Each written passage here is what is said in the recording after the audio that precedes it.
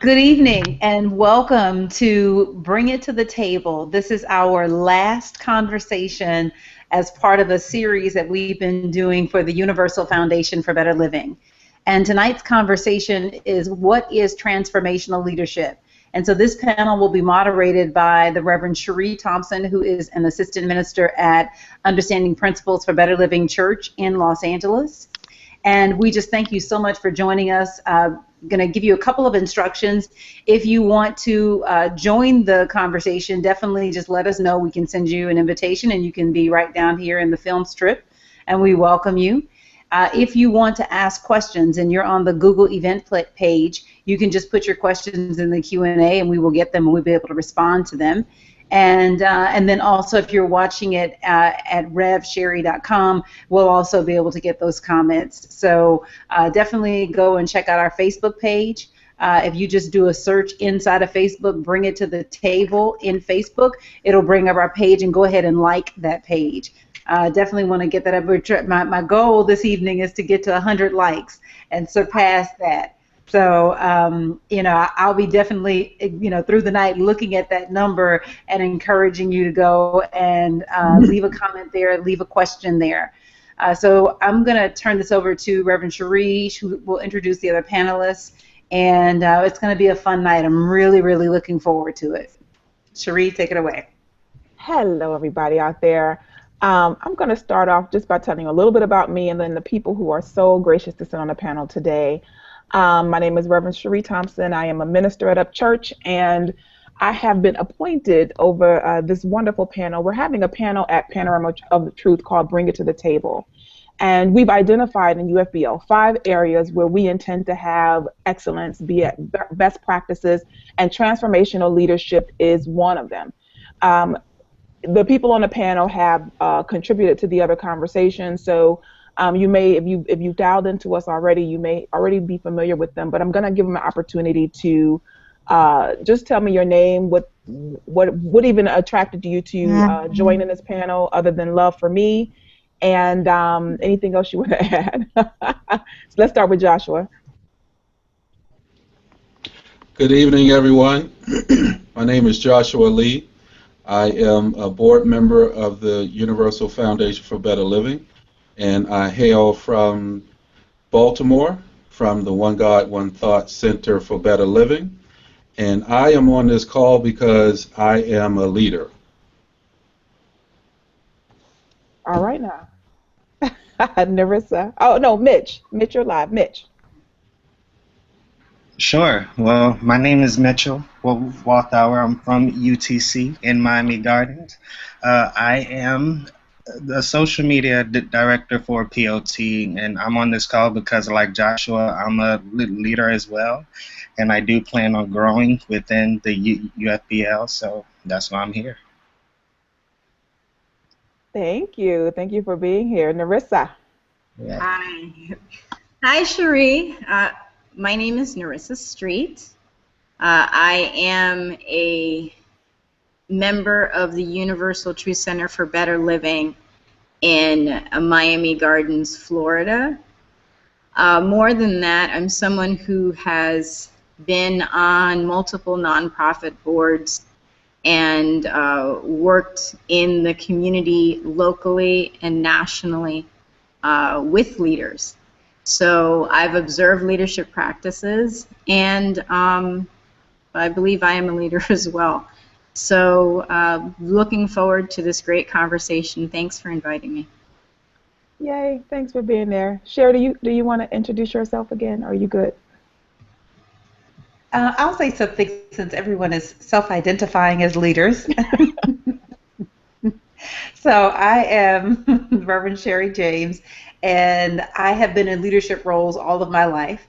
And it's an area that really intrigues me, and I'm interested in really developing as a leader. And there are people that I look at, like our own President Barack Obama, but also former President Nelson Mandela, Maya Angelou, the different heads of states around the world, and I'm fascinated by that level of power, and it's a level of power that I'm interested in expressing through myself. So this conversation tonight is very exciting for me because I feel like this is just kind of an additional step in a journey that I've already been on toward becoming a transformational leader. Awesome. Awesome. Thank you for sharing. When we were assigned the various competencies, it was interesting that I would get leader. I pulled out my high school yearbook because I'm purging at home, and I found that my underneath my baby picture, they did this whole thing with baby pictures. It said "Born to be President," and I was president of my class at that time, and I was going to be president of the United States. Like, that's just what I was going to do. I didn't know how you became president, but I knew I was going to do it. And so what's interesting that this concept of leadership has followed me throughout my time on this planet. And this idea, though, of transformational leadership is, I think, what is different. There's something different about a leader and being a transformational leader. So I want to kind of just start off by, because everybody on this call is a leader. And so I want to know what you think about transformational leadership. What is it as you see it, as you perceive it? Who first? I'll jump in on that. Yeah, I'll jump in. When I think of the word transformational leadership, I think at first I had a challenge with the term itself. It was like, okay, what is it? How is that different from leadership? Because aren't leaders transformational? And then it fits that our seminary class, we gave ourselves a name. We named ourselves the Transformers, and there were 4 of us, 2 of whom are not with us this evening. Reverend Darrell Pulley and Reverend Charles Stevens from Living Truth Center in Cleveland, Ohio. But we were interested in being a transforming agent for good inside the organization Universal Foundation for Better Living. And so it was an approach to just how we did things. We lobbied to have a graduation. And so for the first time in the 40-year history of the organization, there's going to be a graduation at the Panorama of Truth Conference to recognize the people who have achieved, not just graduated from seminary as we have, but also graduated on the local level with their master's certificate. And we thought that it was just a good win for the organization because it was an opportunity to really present who the new leaders are that are emerging in the organization and to recognize them in a very public way. And in terms of just getting people to come to the Panorama of Truth, it was a great carrot to kind of put out there. So I think that a leader thinks about what would really benefit the organization and helping an organization to make decisions that change the ground on which it stands. Mm-hmm. And so it's transforming the organization, the look, the feel, the texture of the organization with little things that make a big difference. Okay. Anybody else want to speak on that? What is transformational leadership? Sure. For me, transformational leadership is not just being in front, because I know a lot of times when we're thinking leadership, we think about, the person who's in front and doing things first. But transformational leadership for me means that the person who is leading within as well as without. Mm-hmm. So in that, their life, not just the activities that they do, but the life that they're living is a life of transformation. And that in itself is an example to others leading them. So for me, one of the great transformational leaders was my own senior minister, Reverend Dr. Mary Tumpkin. When you watched Mary, she walked her talk. And so there was a certain level of integrity. Whether you agreed with her or not, you knew that whatever was coming out of her mouth was something that she was going to try her hardest to live her life by. And so when I look at transformational leadership and I see other people like that, not just doing things, but doing things from a sense of inner standing, Mm-hmm. if that's a term that I can use. So I look forward to, with this conversation that we're having. I like that we're identifying and acknowledging people who are living their lives forward, and through that example, they're just igniting something in other people as well. So that's how I would transformational leadership, and I see other people like that. Oh, Brian, thank you. Mm-hmm. Okay, thank you, Narissa. There's some really good comments coming out. So I want to, if anybody else on the panel wanted an opportunity to share, what is transformational leadership to you?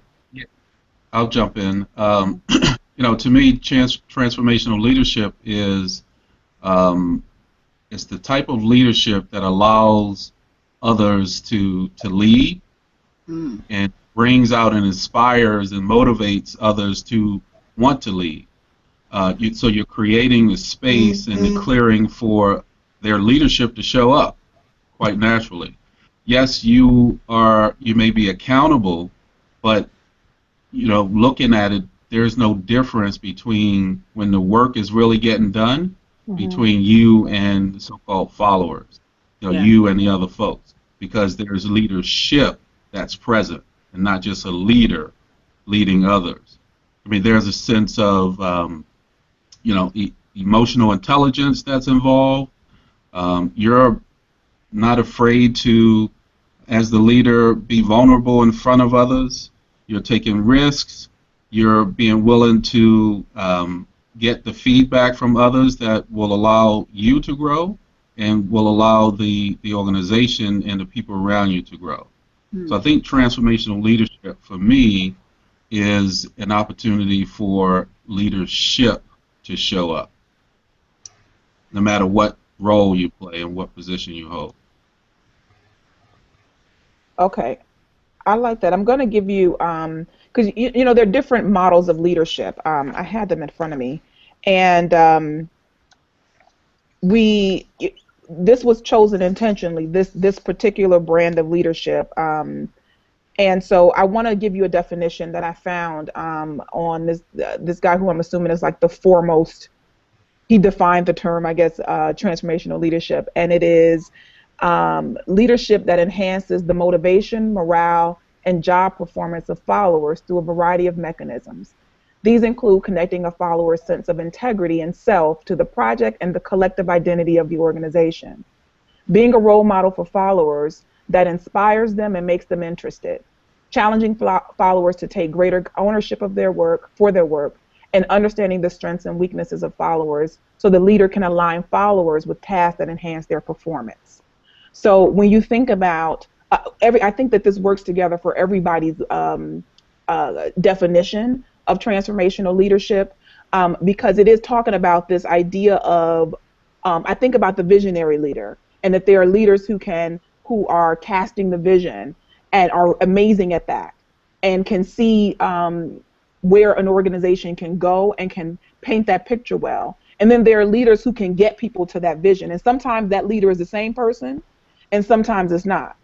But this idea of a transformational leader is, and I can hear this ringing, I guess, loud for me, that you can get the right people in the right jobs. That you can, in order to have this change, you have people who are skilled and talented doing what they're skilled and talented at doing. And I know that that has been a challenge in the organization, because people who, in many organizations, because what tends to happen is that the people who are most visible and most active tend to have greater roles in the organization. Someone's trying to get into me, Sheree. Edgar, right? Yeah. Oh, cool. Wait a minute. Edgar? No problem. I'll take care of it. You getting I'll take care of it. Okay. Oh, Edgar, I'm in a call. No. Okay, handle Edgar, please. Okay, I'm back. All right, so let's talk a little bit more about this concept. It was something that Joshua said about this idea of working together no matter what the role is. And so, meaning that you can't identify the leader looking at everybody at work. because Right. am I saying that correctly? Am I giving it back to you right? So Yeah. how do you empower people and cultivate leadership in people? And wait a minute, I want to go back. You kept talking about the leadership. Can you define that again for me? And then the second question is, how do you empower people so that everybody is a leader in the midst of any kind of organization or project? Well, yeah. So there is the leader, the one who is appointed, ultimately responsible and accountable, right? Mm-hmm. Could be CEO, it could be minister, Mm-hmm. since this is a kind of a church-based conversation. Um, and then there are others who are responsible for other parts of the organization, Mm-hmm. right? And so when I'm saying leadership, I'm saying that, oh, I'm not leaving it to Joshua because that's his bailiwick, right? I'm saying that if there is something else that needs to be put it in, right? Mm-hmm. If there is something that's dropped out, pick it up, right? And we all collectively are carrying the work forward. That's what I mean by leadership. Okay. Like there's no separation between my role and your role when we're on the court actually doing the work. And I think you asked another question, and that's how, to me, you empower leadership, is that you allow people to jump in, you allow them the space to get their legs under them, because they may not, have it all together at the time, and you just provide tutelage, support, and encouragement, and also holding people accountable for what they say they're going to do. Mm-hmm. Um, and providing feedback to where the gap is in what they're doing. So everybody's a leader, right? Yes. And we're all working together as a leader. So what are the unique qualifications though that creates the? It's kind of like when the way that I'm listening to what you're saying. I know the high emotional intelligence it would take to lead this way, because there's a level of responsibility a leader has for holding the vision and ensuring that Mm-hmm. everything works together, moving to that vision. So, and that responsibility it's different than everybody else who was in this whole leadership thing that this picture you painted. So how do you, and this is out to anybody, is in terms of, it's like everybody getting a trophy for participating, but there's somebody who was the leader. There was somebody who was the person that carried out, called the plays, called the shots, determined the direction. So how do you create that dynamic and still get the results that you intended? So I missed some of what you were saying, but I think I got the gist of it. It's cultivation, um, even though there is someone in a leadership role, in a lead role. Is that right? Right. That ideally you're a leader, everybody takes their thing and they run with it, and you're encouraging them, and oh, you're making corrections, and it's all great. Mm-hmm. But what happens when we're working with people is that people want prominence, they want to be they want the credit, they want and you can cultivate this idea of team, but I want to be known as the point guard. I'm head of the so and so auxiliary. And so how do you manage those? And this is for anybody on the panel. How do you manage those personality things that come up when in leadership? Well, okay. I'm thinking about. I'm actually have an example in my mind. I'm thinking about the board that I just came off of. So we have a president of the board, and the president of the board has a vision, and all of us had titles. Vice president of this, that, and whatever. Part of the casting of the vision, one of the things that are part of the casting of the vision, can you guys hear me? Yeah. Okay, because I don't see. Part of the things that are the casting of the vision is the leader being able to identify the motivation behind everyone's part in their vision. So some of our board members needed exactly what you're talking about, the acknowledgement, the title, the whatever. And some of our board members just needed to get the job done. And so as a leader, it's not just about the vision and the execution of the vision, but caring for the people who have caught the vision with you. Right. And caring enough to know who your people are. And if you know them and you get to know the people, then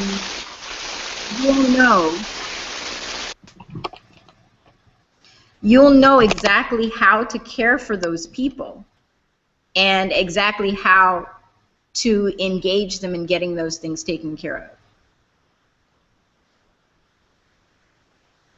Great. Welcome to the call, Edgar. We can't hear you. Are you muted?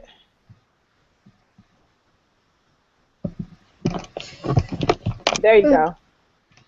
We can hear you now. Oh, no, we can't.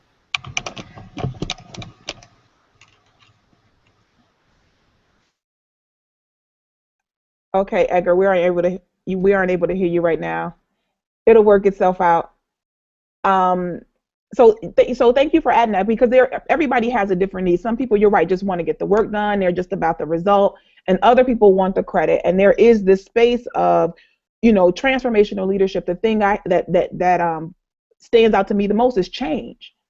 It is somebody who has to manage change, and people want to do what they've been doing. They want change, but they don't want to change. And so a leader who is negotiating this change, for example, Sheree shared how my class, the Transformers, our seminary class, that we came up with this idea that we wanted to graduate at POT. We wanted to be we thought that everybody should know that some new ministers have been brought into the organization, and we should be out there. And so we had to work on the first thing Reverend Mary said is that we had never done that before. And in her mind, she had to allow the idea to sit with her. And we had to continue to encourage her about how amazing it would be, and how people would show up and congratulate and all of this stuff. And we painted a very vivid picture and continued to press it, right? Now, Reverend Mary is a transformational leader. She's a leader who has taken this organization and made some significant changes in it, right? There's a transformation that's happened for us. And so so in that process of working it through with her, then it had to be worked through with the board, so that because they were like, no, like they were going to throw the idea away too. So there is this idea, though, that we're declaring transformational leadership as our key, and even one little idea, ripe with potential, it took some encouragement for them to see it differently. So I want to kind of bring it down to something real, where as a leader in an organization that needs some change and transformation, that's the UFBL right now.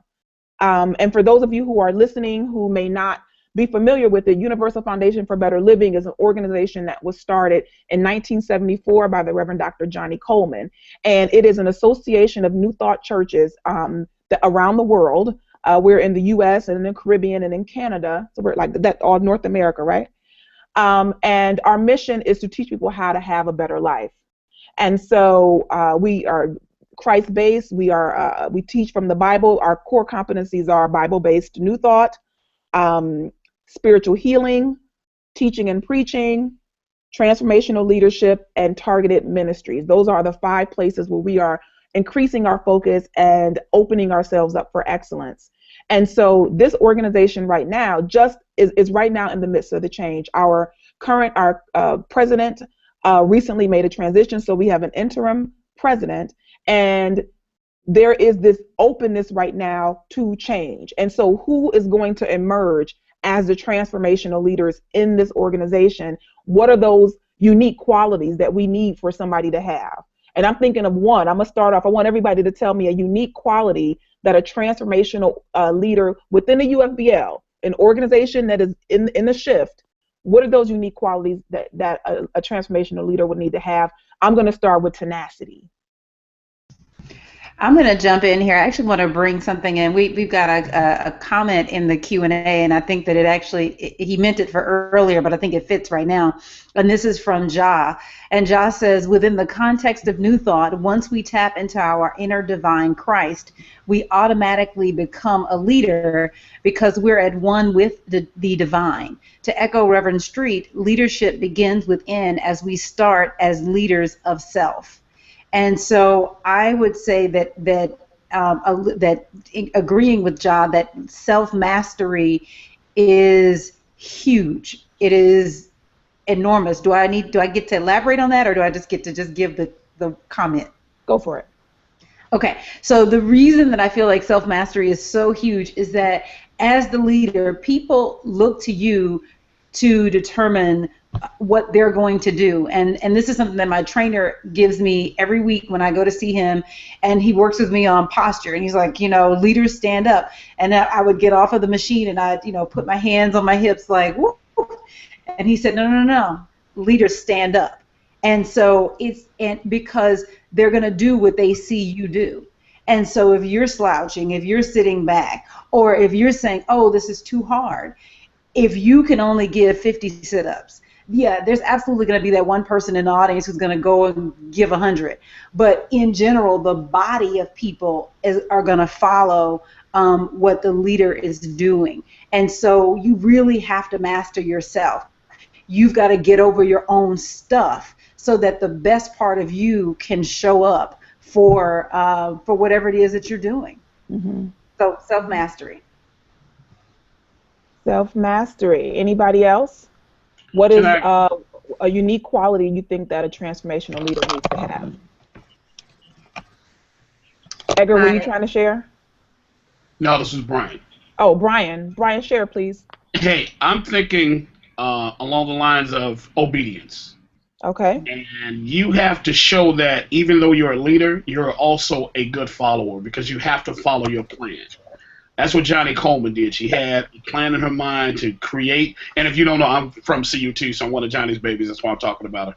All right. If you're not able to follow or show people that you can follow, who's going to follow you? Because if you're not willing to roll up your sleeves, jump in there and do it yourself, no one will follow you.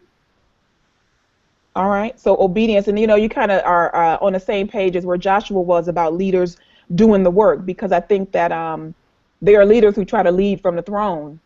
And, thrones are over. What they say, the throne is over. Hey, I'm here, you're there, just do what I say, and let's go ahead. But there's also the crab in the barrel mentality where, people want to pull you back down because they think, oh, you think you're so big and bad, you're the leader. But no, you got to come back down here with us. So you have to give people the idea that, hey, I'm willing to do what you're willing to do. We're standing together. I'm not in front of you. We're all next to each other. Let's move forward to make everything great for everybody. Right. Can I ask a question about that? I want to ask, how did Johnny do that? Because she really was an icon as a leader. And given that you're one of Johnny's babies, Brian, go ahead. You know what? When we were all like college age and we were going to college, if you had something you needed, we as Johnny's babies, we could walk in her office anytime. I mean, it could be 2 minutes after service, and she'd be like, "Brian, hello, what are you doing today? How was class?" He literally talked to us and people as, "You're my underlings, you are my people, my family." So that made us always want to be around her every time, and we never want to disappoint her. Like when we were in YAC. You never wanted to hear, "Don't make me call Johnny Coleman and send you back on the plane." And we respected that. I mean, from thousands of miles away, when we first went to Florida, when Mary opened up the church, that was a 24-hour trip we took. And we met Mary, and I mean, she had the spirit of Johnny on her, and we were just so happy to be there that, it was just a family feeling. That's what we need to get back in UFBL. It's a family. Yes. I wanted to I want to get some more words. I'm writing down that question because we're gonna come back to that. These stories of leaders, because I do want to talk about the leaders, which leaders you consider to be transformational leaders in the UFBL, and I'm hoping for some names I maybe not have heard before.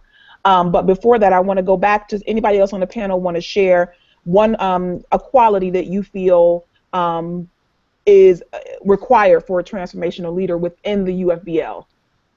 I would think, and Brian kind of touched on this, a compassionate perspective. So as the leader, you're going to have the vision of where things can be.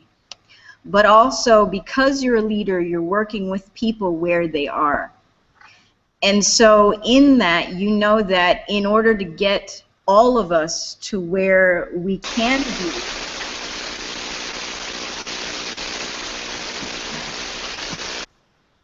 keep going. Okay. In order to get all of us to where we can be, you need to be able to hold what has been called in a lot of psychological handbooks as a creative tension. You have to be able to see the people where they are and know where it is that you're taking them and hold both positions equally well. And so that means that you as a leader know when you can push your people, and you as a leader know when your people need a rest. And you as a leader know when you need the rest as well. So a compassionate perspective, which shows up as that ability to hold that creative tension. Edgar? Does this work now? Yeah, it's a little Can't background. We can hear you. We can hear you. You can hear me? Yes. Okay. Good to be here. I'm a new baby to this kind of stuff. I think energy. Energy that's going to allow you to speak in tongues from a new thought perspective. And when I say that, it's providing the energy and the understanding and the information because of the prayer work that you have done in your preparation to do whatever you're doing on a specific topic or a specific project, that people on any type of level will be able to understand where you're coming from and be able to recognize what role they can play in that. Okay. Anybody? Edgar, did you want? Not Edgar. Mitchell, did you want to chime in on that? A quality of leadership, a quality that needs to be in a transformational leader for the UFBL. That needs to be in the UFBL. I think there's a power. It's called expert power, and I think the good thing about Reverend Mary that I found amazing was her biblical scholarship was out of this world. I mean, we definitely want a transformational leader who knows the Bible and who knows what they're talking about when it comes to the Bible, which I'm not saying that the ministers don't know, the other UFBL ministers don't know, but definitely we need someone who can read that Bible inside and out and preach it like they just, man. Like Mary, huh? Yes, it's, we need that biblical pow, it's, we just need that. And that's what I'll say about that. And I appreciate that, because I think that I like that term expert power. And I think that for sure we need biblical scholars within the UFBL. But I do believe that a transformational leader is an expert at something. That there's something that you're expert at that you bring uniquely to the table. And I really like that. Sheree, did you want to chime in before I ask the next question? Yeah, I was going to take a different perspective because I feel that the leader is very versed in organizational management and in moving people forward. And a transformational leader transforms. And you said that earlier, but it is that the organization is at point A, let's say, and the transformational leader moves the organization to another point in a good way. And expands the reach of the organization and expands the influence of the organization, and that has not just a vision for where the organization can go, but has an executable plan for getting it there. And not that they necessarily come with the plan, but that they know how to allow the plan to happen through the people. And I think that they can have that biblical expertise, or they can create an environment where that biblical expertise is honored and fostered and developed, but it may not necessarily be their core competency. Yeah. Mm. You know, there were a couple things. You guys have some good quotables. Edgar, I didn't acknowledge your good quotable. The energy to speak in tongues from a new thought perspective. That could be a book. I love it. And this vision and executable plan. I definitely noted that, Sheree, because I believe that, like I said, the visionary leader who can cast the vision in, you know, it's paired with somebody who can actually develop the plan and the strategy for getting to that vision is, I believe, what is key. I want to ask, before I get to my stories, I want to ask the question of how can we, how about that? Because everybody on the panel right now is a member of the UFBL in an affiliated church. And so I want to know, how can we as, I'm going to call us what we are, how is we as leaders right now in the UFBL, how do you create that environment right now? Because we have people in the organization who may not have been empowered to lead. How do we make that change right now? How do we as a group transform the organization so that a leader who has a transformational mentality can succeed? Because Reverend Mary was highly transformational. She came up against a lot of resistance in the beginning of her time here. So how do you foster that energy within an organization so that they can be malleable to change? May I contribute one thing before someone answers that question? I'd like to announce that it is 6:37 Pacific time, and we have 63 likes on the Facebook page, which means we need another 37 in order to get to 100. And so I need the people that are watching to call your friends and to tell them, hey, or send an invite. Like, just go to your Facebook page right now and go to the Bring It to the Table page and just invite your friends. So let's see if we can get that other 37 there and touch 100 before we close out today. But I just thought that was so significant. We need 37 more. It's 6:37, 9:37 where you guys are. Oh, I see. Right. The short version is go to the page, Nice. sign up. And I do want to acknowledge another comment from Ja, who's listening in. Ja says, a quality of leadership is the willingness and initiative to be first one on the floor, and he has that in quotes, first one on the dance floor with or without the music. Mm-hmm. Nice. Yeah. I like that. That's quotable. Yeah, I like that. That's a good quotable. Thank you. Tweetable, Ja. Yeah, that's tweetable. That's a good one. And that's important too. I know that one of the leadership roles I take on at Up Church is as education department director. And you know, not even to pat myself on the back, but one of the things that has happened is that we went from oh, here you go. All right, there you go. We went from 8 people to a team in the time that I've been director of the department. And it's a constant work because the leader who said that in the beginning about self-mastery, and that as I've developed as a leader, our group has been more successful. Where I have places to grow as a leader is where we as a group need to grow.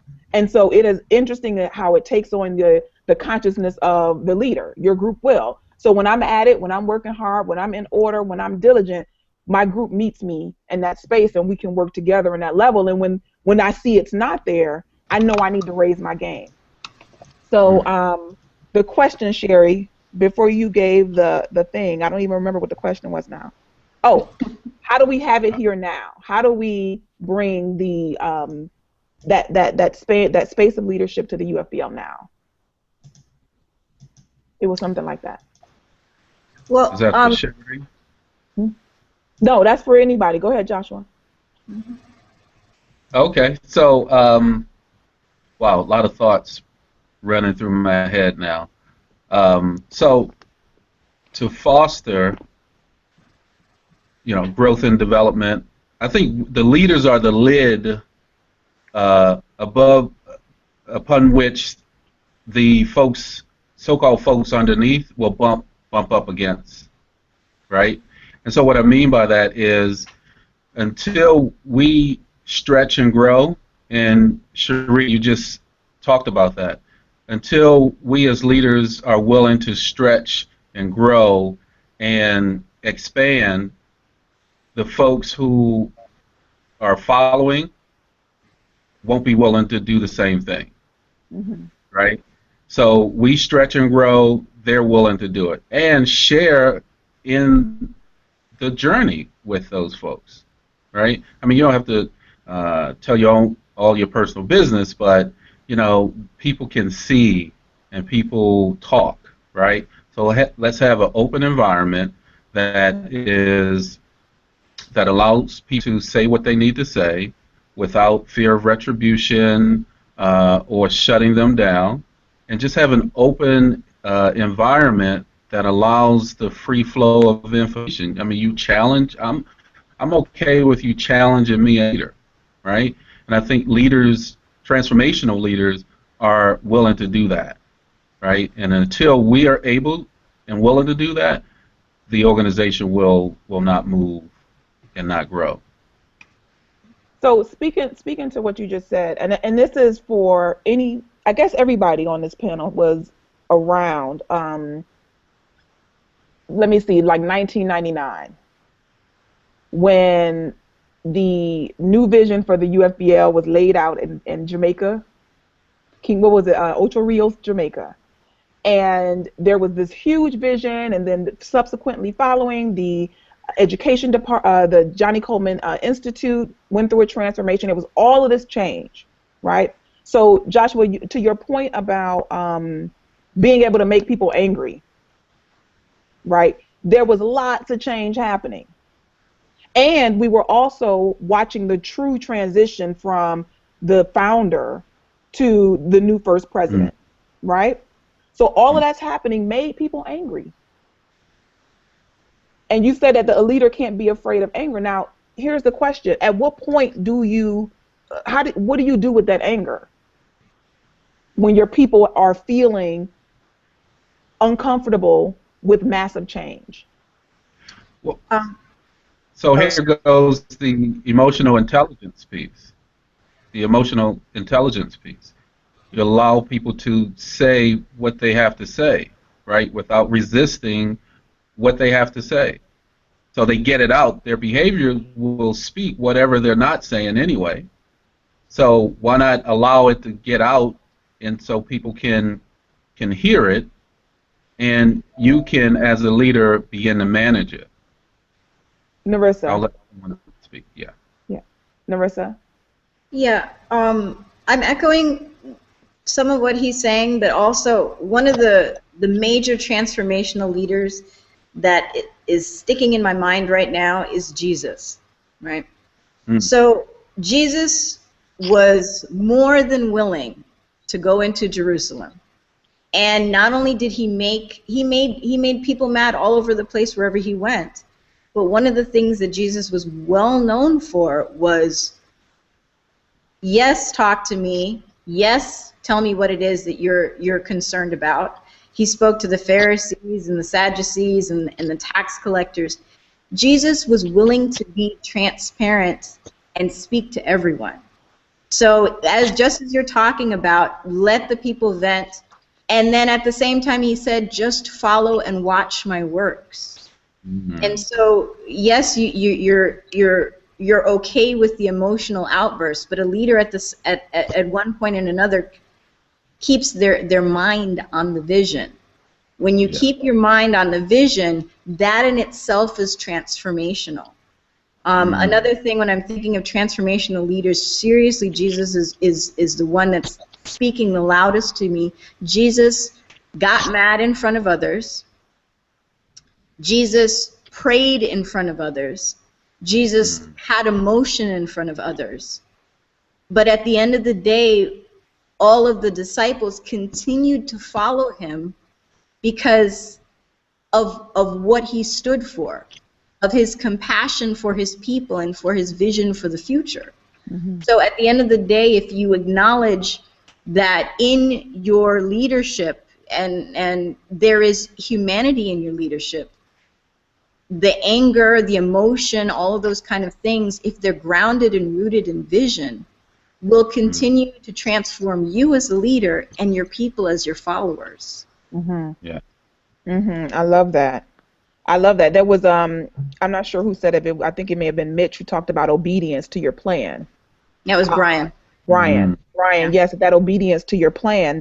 So I like that combination of the compassion, the openness, and also not allowing people's feelings to deter you from the vision that you were given. I think another thing. Not even your feelings to deter you from the vision, because Jesus at several times said, "Father, take this cup from me," but he still followed the vision and the plan that was set out for him. So you're going to get emotional too, and when we read those stories, we see that he definitely was a transformational leader, because even when you as a leader feel your sense of, what am I doing here? I'm lost. You can ground yourself back in the principle and back in the vision that was given to you, and see how far his vision has taken him and us. Excellent. Awesome. Go ahead, Narissa. So one thing I want to ask, while we're kind of because we've mentioned these leaders, right? Reverend Mary, Reverend Johnny, Jesus, all amazing leaders. Are transformational leaders within churches relegated only to senior ministers?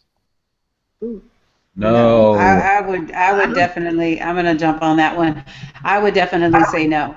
I think that how you lead is different when you are not in the senior role, and I think that you always have to be mindful that you're not in the senior role. I think that you have to be thoughtful. I think that you have to be considerate, and I think that you have to honor the person who is the leader in the organization. And that at the end of the day, your agenda, you gotta, what's the word I'm looking for, but not suppress, but essentially put your agenda on the shelf and serve the highest good of the organization. And that's not easy, because you may not agree with the decisions from the leadership. You may not see the direction of the organization as they do, but you are there to serve, and you're there to serve the highest good. And so the things that you want have to, I don't want to say take a back seat, but you've got to constantly weigh them against principle, and constantly weigh them against whether or not it is your own personal agenda, or whether or not it is something that is actually for the betterment of the organization. And kind of an example that I can give is the work that we did with the educational department, that we made a decision as a group that we were going to represent a level of excellence within the organization. And so today, and that decision was made back in 2008, and now, 6 years later, we're a fully functioning department. We offer classes year-round. We self-coach each other, self-teach one another. We have graduated some new teachers that are actively right now in the teacher training program, and the department has expanded. We have changed the way we administer classes because we were challenged with space and time limitations. So we started introducing things like, Google Hangouts and teleclasses and other things that allowed us to teach and to spread the word without even though we had the constraints of time and space on us, and it did not take away, and in fact it enhances the church because of all of the auxiliaries in the church. It is the one that is actively and continuously contributing funds to the forward movement of the church. So one of the things, just because I know a few of you want to chime in, and I want to hear from you about is a transformational leader only relegated to the senior minister? That's the question on the table right now. And Sheree brought up this very interesting point about her with saying she does not believe that that's the only leader. But what if your leader is not a transformational leader? The leader of your church is not has not cast a new vision, because all of us are members of, well, maybe not all of us. Brian, your senior minister is in this age bracket, but for the majority of us right now, we have leaders who might be older. And so as we all grow and get excited and on fire with the truth, how do you handle a leader who may not have that same passion and who may not be casting a new vision? So all that in the same thing. Talk. Speak on it.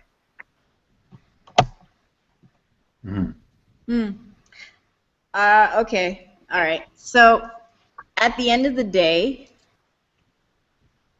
if you are a leader, you can be a leader no matter what your position and no matter what the culture is in the organization that you're in. And so if you have a vision that is, if you're involved with an organization, there must be some alignment between you and the organization in some way.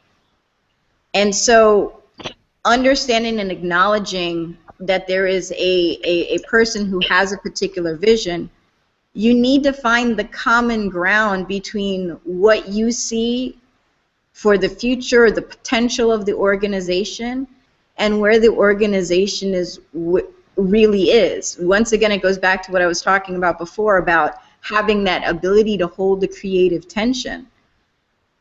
So there's a place for you within that. And if you have a bigger vision, part of being a leader is understanding how to lead and the right time to lead and where to lead. So you look for your opportunities and you look for the places where what you bring to the table is valuable, and you lead there. Mm-hmm. That's the place where you start to see the opening of your leadership. There's a really great story that Jesus talks about where he talks about the kingdom of heaven is like yeast, and it just a little bit. If you're able to move and be a leader in just a little piece, a little place, it will grow and it will expand. But you as a leader also need to have strength and patience. Leaders are long-term thinkers. Mm-hmm, mm-hmm, mm-hmm. Anybody else? Thank you for that, Narissa. I'd like to chime in. Uh-huh. I kind of have a little pushback on what Narissa just said, because I'm thinking personally, you can run into a conundrum when you are performing in an area of leadership, and then you just depend, or within yourself, you're depending on your leader to acknowledge and recognize your gift. Mm-hmm. And there comes a point where someone had mentioned earlier, if a leader has maxed out on their vision, they don't see that point that you're coming from. Mm-hmm. And you can get into a period of frustration, because you can go 10, how long is how long? I know you're being obedient and everything, but 10, 15 years, and still doing the same old. So then I guess for me, it's got to become a point where do you go deep within and say, okay, have I outgrown this particular place where I'm at, mm-hmm. and to see what vision is coming to me. But here's the thing, though, because I know I was taught, I'm sure it was Helen Carey, that if you can't, everybody remember the fat man, right? If you went through teacher training, we learned about the fat man. And so that the senior minister is the head of the church, right? Being directed and guided by the Holy Spirit. So if you can't stay underneath that vision, then you need to leave. That's what we were taught. And I think I like that kind of. I don't think we got to throw a monkey wrench in that. I don't think it's to leave. I think you might need to, as a person in a body like that, that you might need to reapproach how you work with your senior minister. But I don't think leaving or finding another place to express your vision is the thing to do. You know what I mean?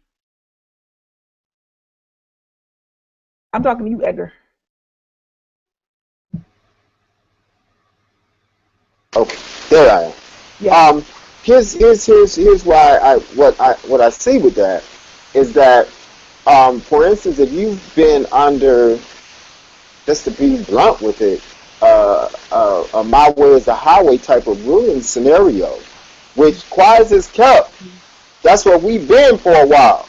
Mm-hmm. And now we're coming into a space where a lot of new ideas, such as what you're doing now, and what other individuals are doing now, are rising to the surface. And if we go back to Katie's book and look at that chapter on chemicalization, now all of a sudden some stuff being stirred up.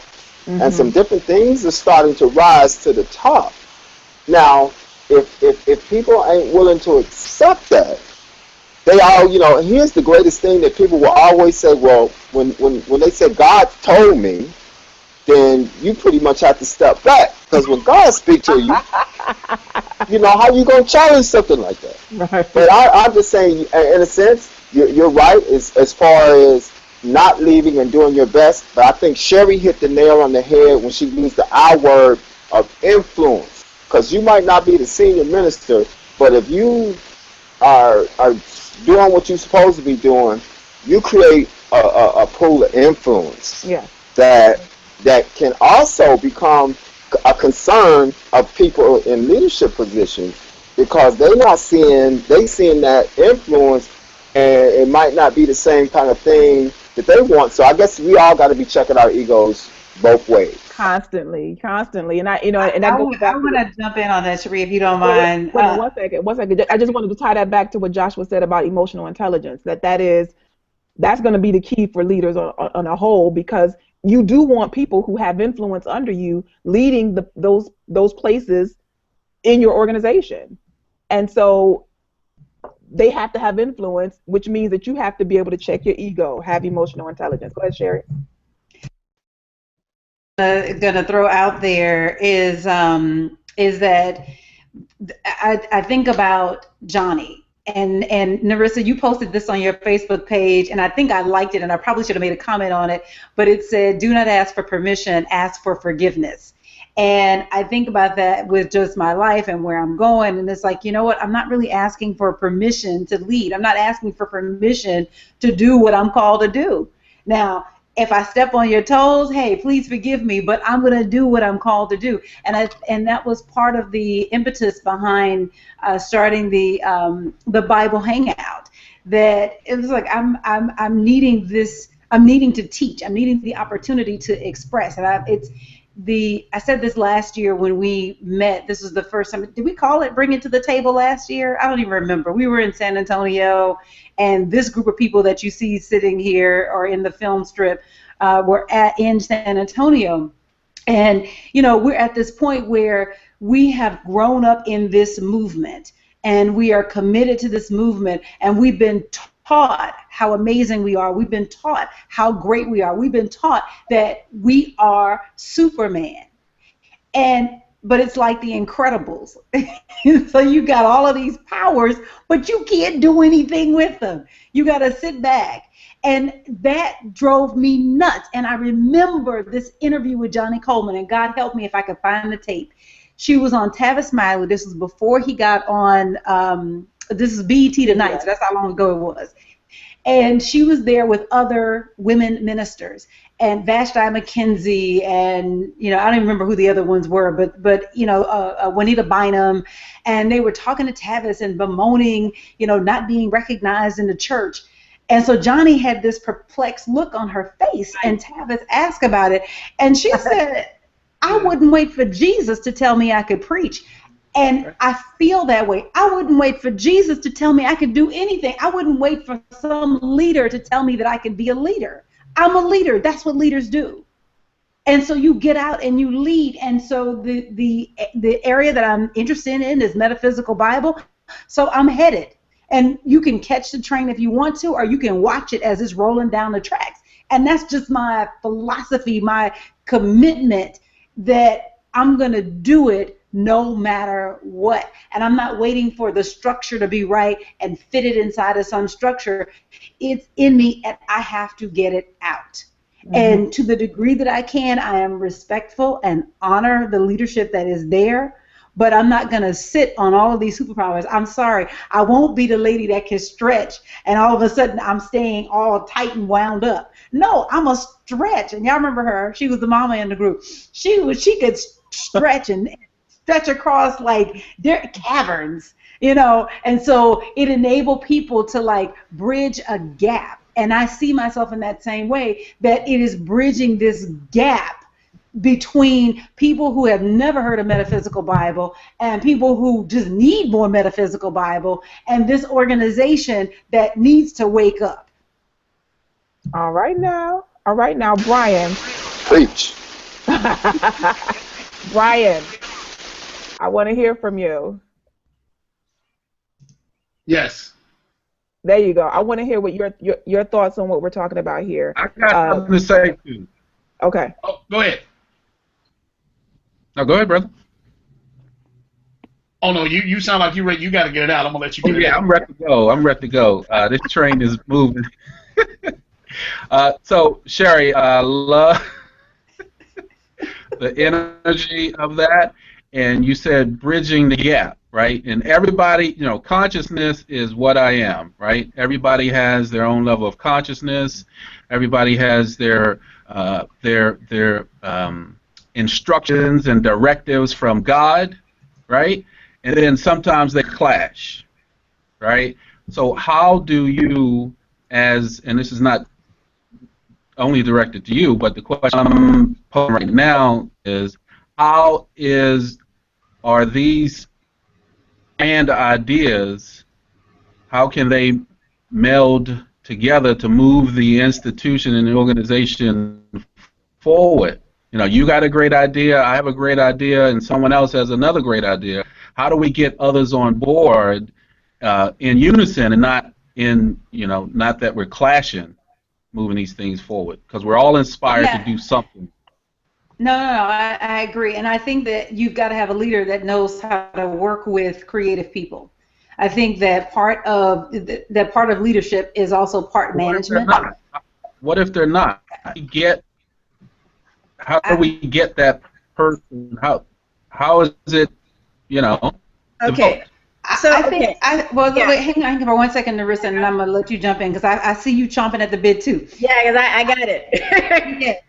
I think that it's a combination. I think that it is part management. I think that it is part leadership, and I think that you got to know if you're not a manager. If you're not a manager and you're not that person that likes to make those hard decisions, then you need an administrator. You need somebody who's going to do the things. God. You can be inspired by God and still have help. I mean, Moses had Aaron. Leaders move in teams. Leadership is not this singular thing. You may be the visionary out there, but you have somebody that has your back. Jesus had 12 disciples. He didn't do everything. Excuse me. He had more than 12 disciples. He had 12 men that we talk about, but he also had some women handling things, paying for stuff, opening up their pocketbook and shelling out some dollars so that the men could do what they were doing. That's another story. So that's another point. Hey, sure. You know what? If I could, join me Thursday night. We're going to be talking about one powerful woman, Emma Curtis Hopkins, who made a way so that we can even sit here and have this conversation today. But it was a shameless plug. It was. So my point is, Yes, my point is that it's part leader and it's part manager. And I think that just because you've been inspired by God, that does not mean that you move only on your intuition alone, that you've got to have some intelligence with that. And you got to use the people that are there to help you execute that vision. And you've got to empower someone to make those management decisions if that's not your gift. Narissa, please, and then Brian. Yeah. Sure. And so my side of that, so Sheree's speaking from the minister's side, and I want to speak to the people who are sitting under the minister, who are the creative people, and who want to innovate. And so part of that is you really need to look at, if you, just as Joshua had a really, really good question. So what if your minister isn't that person? That's an ideal person that we have. What if your minister isn't that person? You really need to look at whether or not this is the place for you. This is the place for us. And the way that we know that this is the place for us is because it took us, you talked about 2013, Sheree, at San Antonio. You forget, we've been talking about this. I have a picture of us talking about this kind of stuff. We've been talking about this for years.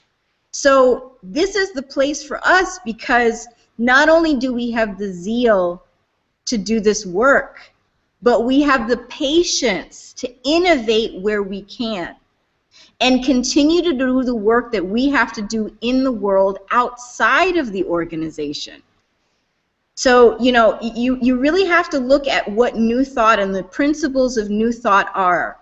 If you are working within a structure and the structure cannot handle what you bring, then are you supposed to be working in that structure? Are you supposed to be bound, bondage or liberty? Which? So if you choose, because this is your choice, to continue to work with the organization, know that God is calling you to work with the organization and outside of the organization too.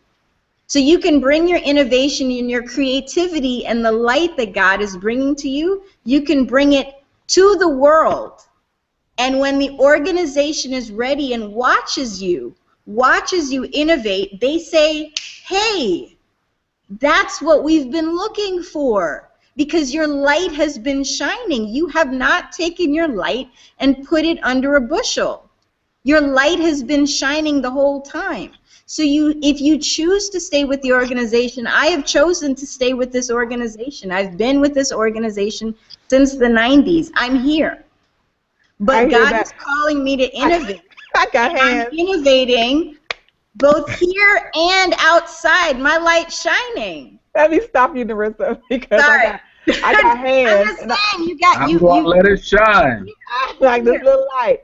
I'm just saying, our lights are shining, so keep doing your work. Lead in the organization where you can.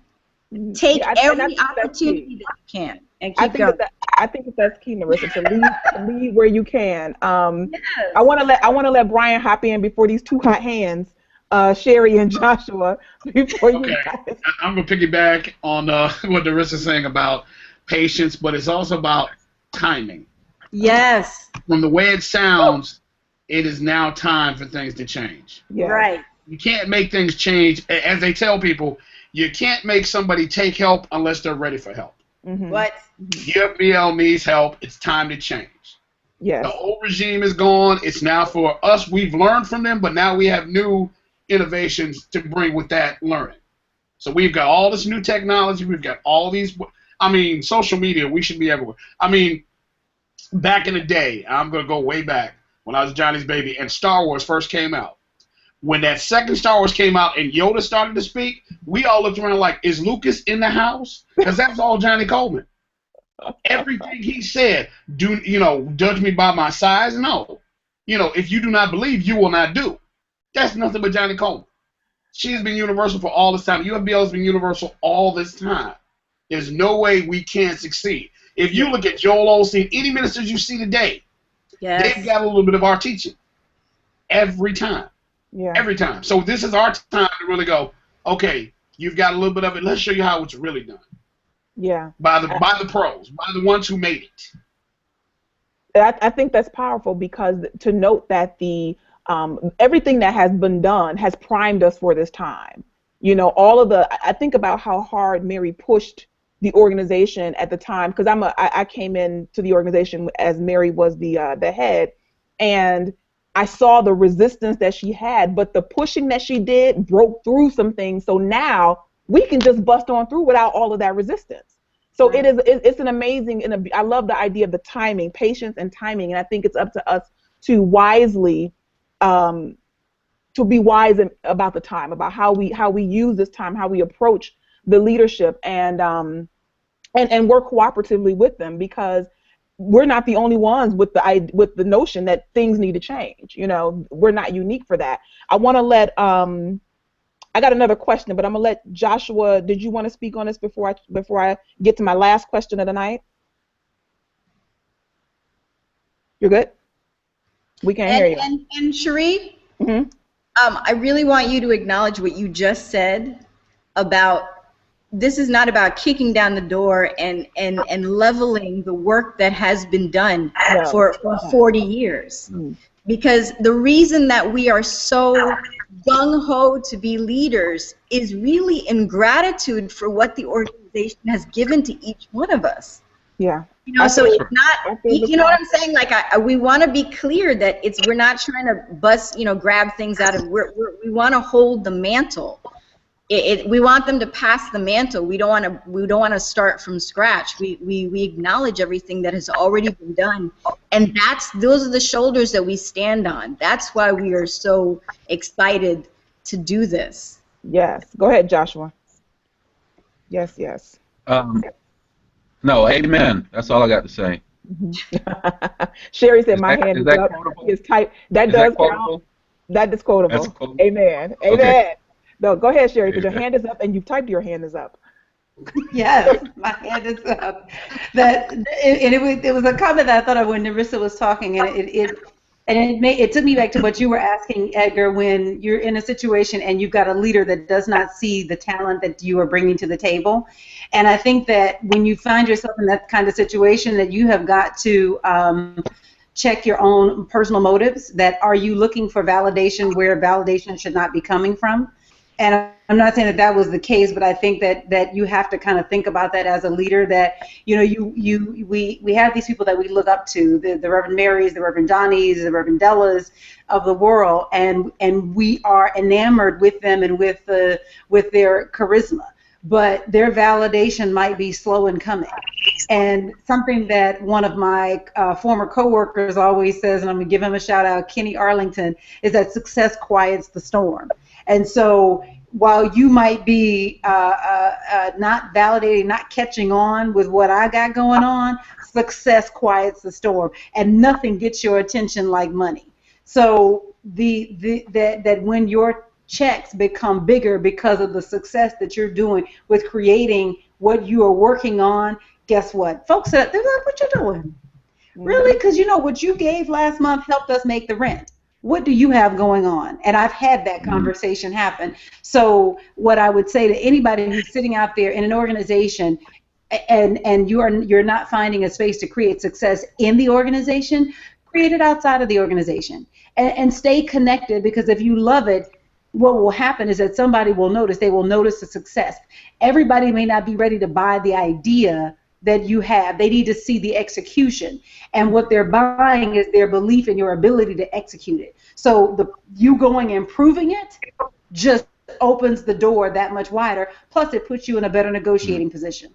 And I think too, that just to add to that before I ask my last question, is that this idea of staying, when I say stay in your lane, that oftentimes there's a space for you to have influence, to build, to grow, to demonstrate your abilities in that church, that because you may have had a different idea that wasn't received by the leadership, by the senior minister, that you will just flat out do nothing and kind of back up off of it. And I just want to encourage, again, anybody listening, anybody on the panel who has been discouraged because they didn't get a green light on something, that there's a space where you can begin to build up that influence, build up your own consciousness, so that you don't have that level of resistance. Because let's remember that this is all happening in you.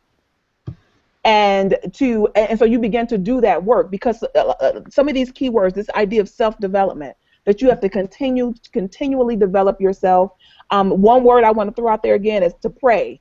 That if you're getting resistance from anybody in your organization, that you need to pray about it. How can I approach this from a space of love, and that place where you may not be feeling welcomed and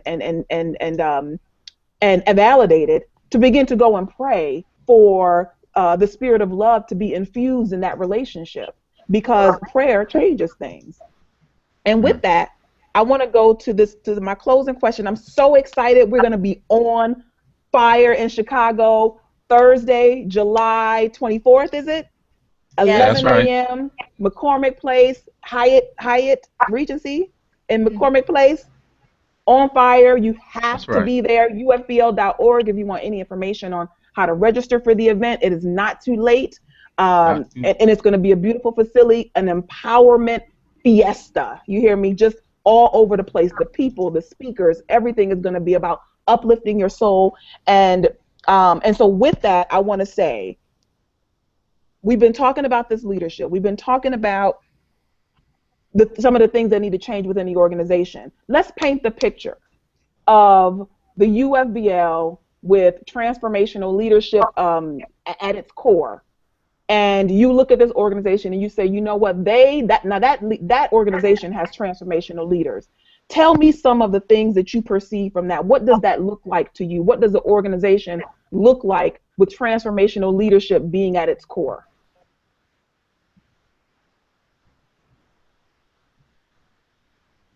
This is your opportunity to vision. I like that. Wait 1 second, Joshua. Edgar's talking. I think growth and development is going to be a key for this. Something significant to hit me about this is that this is our 40th anniversary. And as we know, 40 represents an indefinite but completed period of time. And that means that this is a consciousness shift. We're in the midst of a consciousness shift. We're going to actually see this thing. So it's going to be growth and development. And it's also seeing an infusion of younger energy. And that's what's going to have to rise to the top. Because we can't keep getting older and ain't bringing no younger folk in, because we can call Mitchell Funeral Home then, because it's going to be over. So with that growth and development and taking advantage of technology, that's why I see us going to where we are in all major cities. People are talking about that New Thought Church, not just about Joel and TD and all of them breaking off a piece of us, but they actually coming to the center and getting it for themselves. Yes. Joshua?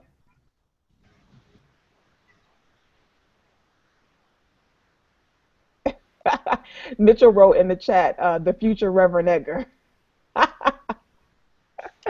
I love it. Anybody else want to talk about, paint that picture for an organization with yeah, there you go.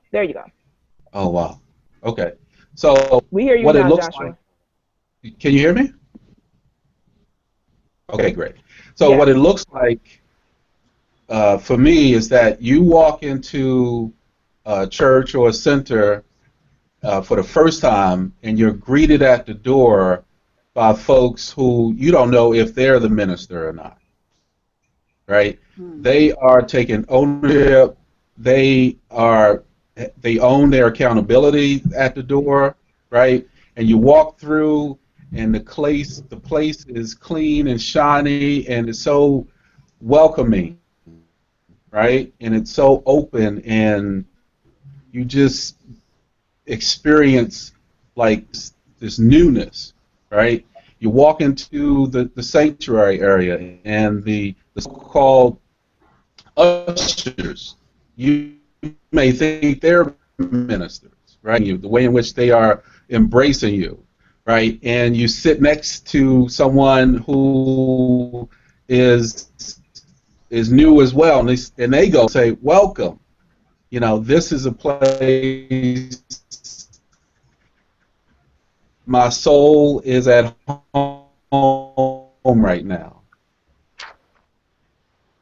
Right? So just speak these feelings of gratitude and love and upliftment. Right? And even at the end of service, if there's a break, people are not waiting for someone else to deal with it. They are dealing with it themselves. They themselves. That's what it. Now, what does that smell like, Joshua? I knew you were going to say that. You're funny, Sheree. It smells like a fresh ocean breeze. You got that? Oh my God. Okay, so I got it. I got it. Fresh ocean breeze. I got it. Somebody else, paint a picture for me.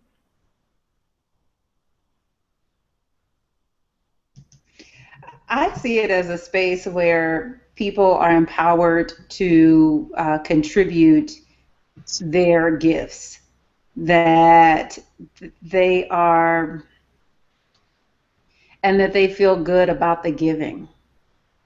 That it is, when I think about the stories that I heard of the building of Christ Universal Temple in Chicago, and the enthusiasm with which people showed up to church, the enthusiasm with which people got involved with whatever was the fundraiser of the day, the excitement that they were doing something.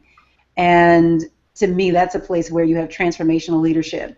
I see a place where people are becoming empowered, and I've thrown this out before, and I know it'll be something that I will try as senior pastor, but I don't feel like people should have jobs for life. I feel like they should have jobs for a season, and that they are basically being trained and equipped for the purpose of sending them out. And maybe you've got, maybe 2-3 people that are there for continuity, for the length of the organization, but that, that it's a program where you come and you get a certain set of skills, and you come in and you're trained and you're developed, and then there's a program that's working with you to move you into the workforce.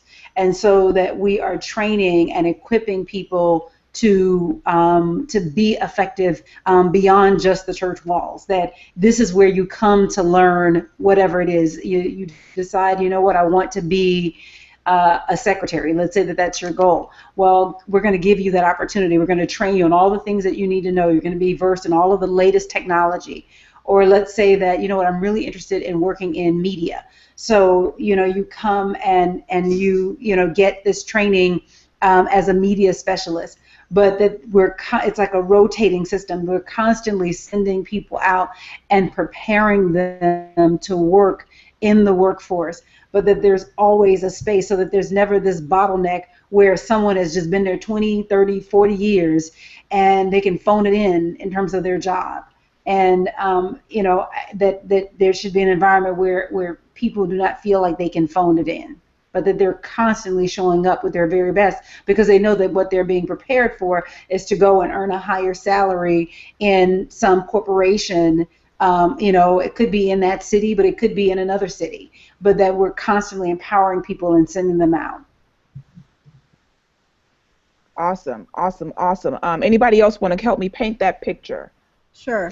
I'm sorry, there's a comment. I do want to, because I'm watching the room, and Narissa, this may speak to what you want to say. This is Ja. Ja says, there's like 4 O's and 3 H's. Oh, I forgot to say, a leader, a transformational leader, any leader will be able to reproduce themselves. I feel like he's been reading our seminary textbook. Yes, Ja. I know. That's it right there for sure, Ja. Yes. Okay, Love go ahead, Narissa. Sorry about that.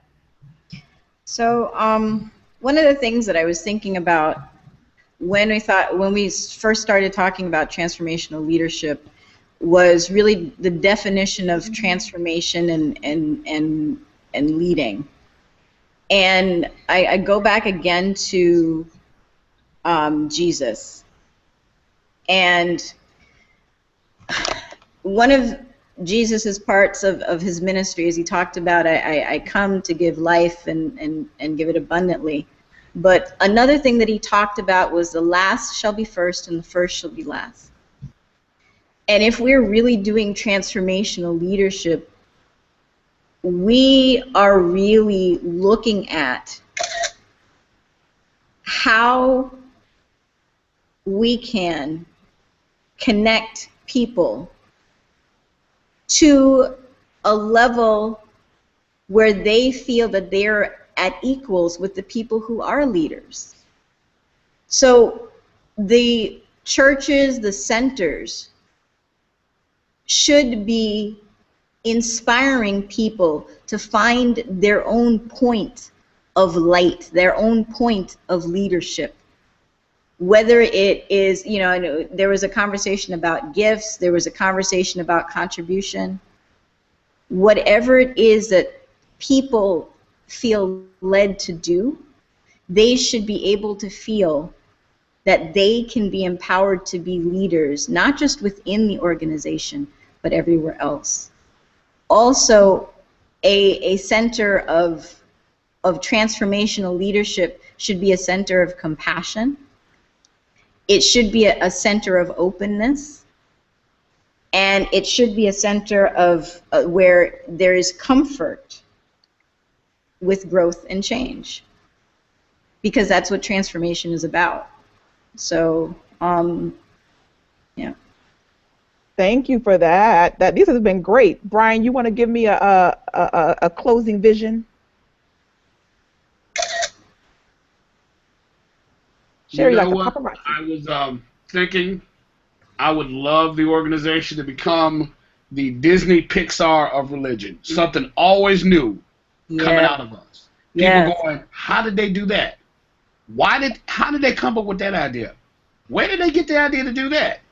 And man, when is their next thing coming out? Yeah. I love it. Brian, will you be at POT? Oh, yes, I will. Have you been recruited for one of the teams? I actually am handling AV duties. Oh. What? Almost had you. But if you do have a break during the panel, please come to the Transformational Leadership table. The center there will be great. Okay, that's my time to promote. I love that, the Disney Pixar of religion. I love it. Mitchell, you want to give me a vision? You know, I'm trying to figure out how do I top everyone. I mean, you all really gave it all out. It's a place of inclusiveness. It's a place of compassion. It's a place of making people feel involved, empowered. I mean, this is what transformational leadership is, and that's what we're supposed to be. And so it is. I love it. I love it. I want to add to that. Thank you all so much. This has been so fun. I love how it just gets like a choo-choo train. It just gets going. In this picture that I see of our organization completely embracing this idea and expressing the idea of transformational leadership, I see healthy, growing churches. I see hugely vibrant youth ministries, and where they may need their own panorama of truth because our youth ministry is so vibrant. I see an organization that has a bunch of good-looking people who are wealthy, expressing their highest vision for themselves, who are just rich as all get out, that this is the organization that you want to be in. It is like we want one of those right where we are, because people are tired of traveling far to get there on Sundays. And so I see that. I know that we have that within us. We've been given all the tools, and we got the information. We got the Spirit of God guiding and directing us and fueling us. So we're going to get to it. Now, this is your soul work. Everybody on the panel, everybody listening. Sheree, There's your shot. Take it. Paparazzi. She's like, you won't look at the camera. And then she took the shot when you looked away. What? No. I'm gonna tell you what. So, so what I wanted to say is that your soul work. Okay, so you guys all have some work to do until we meet again in a week and a couple days. And what I want you to do is think about programming that gets us to that vision. Give me your ideas of exactly what you feel would be some of the steps we can take so that all of these things, all of these wonderful visions, these pictures you've painted, that it can actually be vibrant and colorful in our life, world, and affairs, and expression. So I want you to think about that. Chime in to me. You guys can all email me at Sheree@ShereeSpeaks.com. That's SHEREE @ShereeSpeaks.com. I'll put it back on the little thingy down there. Email me and let me know your ideas. Any ideas you have for programming, the door is open right now. So anybody who has had ideas and felt like they haven't been heard, that excuse is over. All right. So now is the time you can be heard. You can have your ideas come to fruition. And so we just need to hear you now. We need to let us know what your vision is, what your idea is. So please email me that, because I believe that the vision that you've all painted, it's amazing how it just forms a portrait. It all works together. Every ingredient that we need was really painted in the pictures you all painted here. So I want to just thank you all again for sitting in on a panel. I really appreciate it. This has been so much fun. I'm not sure if I laughed 20 times, but I know that was my goal, was to have 20 laughs. I think I got a good maybe 12 in there. So I'm I'm grateful for that. I believe this is the last panel before POT. I know somebody's trying to talk. I'm going to get to you. But please spread the word about POT, and at POT, talk up the panels, because this is a chance. People have been stifled and haven't had a chance to speak and to be heard and to feel, what's the word I'm looking for? It's the A word, Joshua. To feel, what is affirmed. The word? Affirmed, and validated. There you go. Acknowledged and validated. So this is an opportunity, and I can feel the power. I can feel the intensity right now. I had a couple of little birdies who were trying to speak, and I'm gonna pray us out of here. Are we good? Everybody's good? Okay. All right. So I just trust and know that the light of God is surrounding each and every one of us. The love of God is enfolding each and every one of us. The power of God is protecting each and every one of us, and the presence of God is watching over us. Right now, right where we are, God is. Love is, peace is, joy is, success is, and so it is. God bless you. God bless you. Thank you so, so much for joining in today. We're just going to keep them going. God bless.